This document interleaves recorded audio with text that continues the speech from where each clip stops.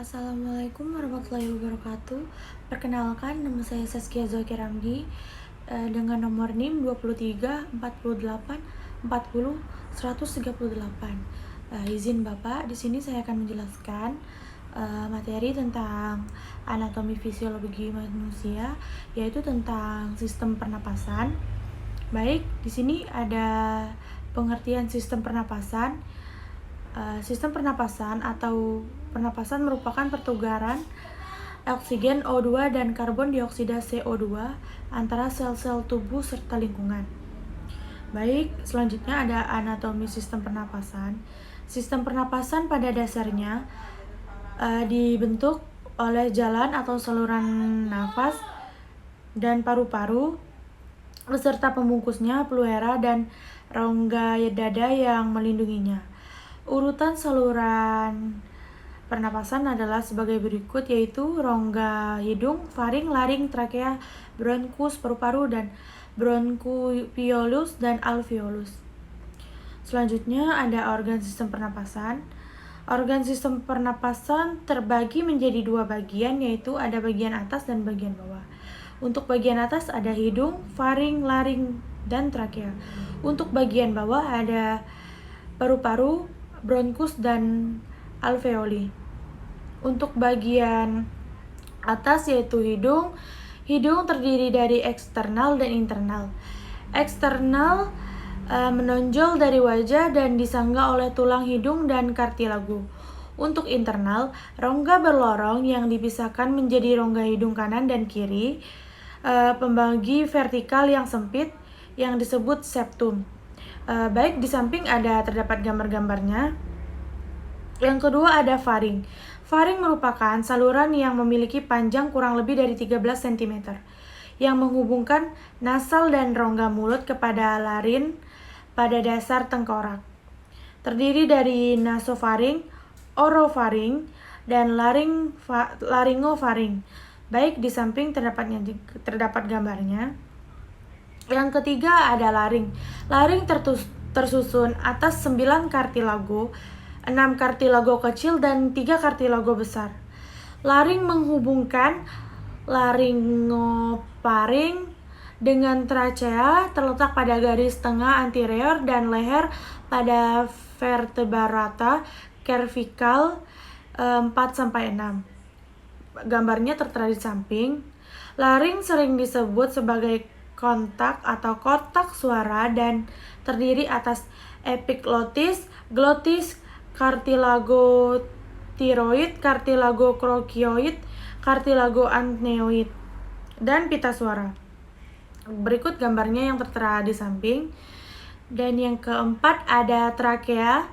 Trakea merupakan suatu saluran rigid yang memiliki panjang 11-12 cm dengan diameter 2,5 cm.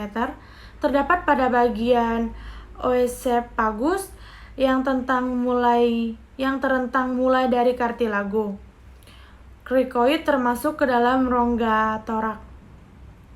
Tersusun dari 16-20 cincin tulang rawan berbentuk huruf C yang terbuka pada bagian belakangnya.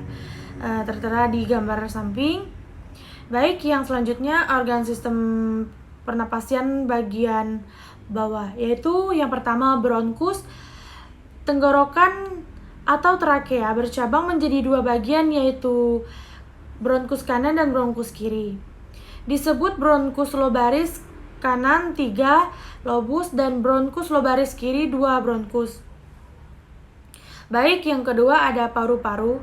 Paru-paru adalah organ berbentuk piramid seperti spons dan berisi udara, terletak dalam rongga toraks. Paru kanan memiliki 3 lobus dan paru kiri memiliki 2 lobus.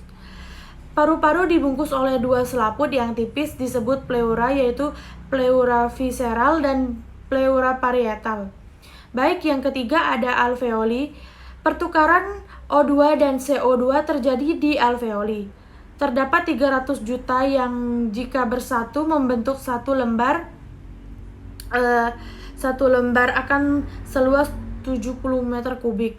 Terdiri atas 3 tipe, yaitu sel-sel alveolar tipe 1, sel-sel alveolar tipe 2, sel-sel alveolar tipe 3. Baik, selanjutnya ada mekanisme pernafasan. Sistem respirasi bekerja melalui 3 tahapan, yaitu yang pertama ventilasi, yang kedua difusi, yang ketiga transportasi. Baik, pernapasan yang dilakukan menyediakan suplai udara segar secara terus-menerus ke dalam membran alveoli. Keadaan ini sering terjadi melalui 2 fase, yaitu fase inspirasi dan yang kedua fase ekspirasi.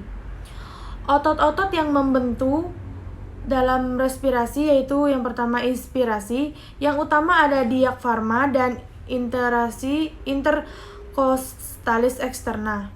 Yang tambahannya ada sternocleidomastoid. Yang tambahannya adalah baik. Selanjutnya otot-otot yang membentuk dalam respirasi, yaitu yang pertama ada inspirasi, utama diafragma, dan yang kedua intercostalis externa. Ada tambahan juga yaitu sternocleidomastoideus dan scaneus. Yang kedua ada ekspirasi yaitu intercostalis interna dan otot-otot abdominalis atau biasanya disebut rectus dan transversus dan obliquus. Baik, sekian penjelasan atau presentasi dari saya. Apabila ada kekurangan atau salah kata, saya mohon maaf. Saya akhiri, wabillahi taufiq wal hidayah. Wassalamualaikum warahmatullahi wabarakatuh. Terima kasih Bapak.